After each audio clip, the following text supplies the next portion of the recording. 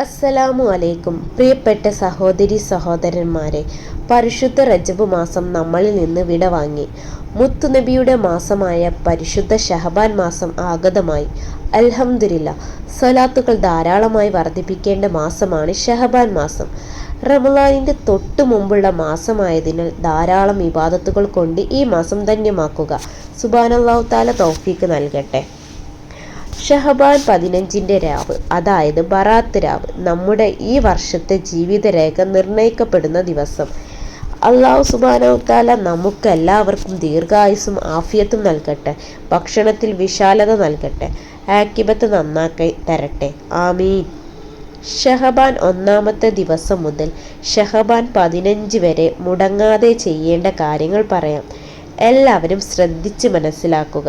ഈ കാര്യം ചെയ്തവർക്ക് സകല ഉദ്ദേശങ്ങൾ സഫലമാകും, അത്ഭുതങ്ങൾ സംഭവിക്കും, സന്തോഷം വർദ്ധിക്കും.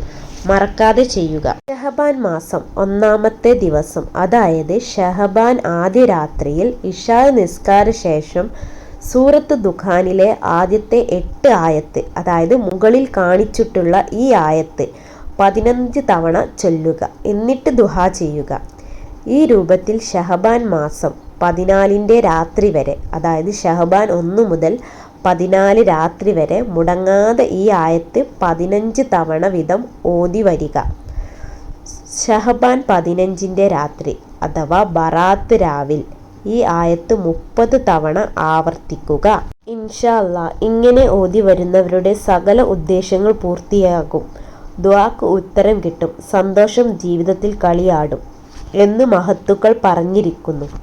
എല്ലാവരും ഇത് മുടങ്ങാതെ പതിവാക്കുക. നല്ല നിയ്യത്തോടു കൂടി മറ്റുള്ളവരിലേക്ക് ഷെയർ ചെയ്തു കൊടുക്കുക. അസ്സലാമു അലൈക്കും.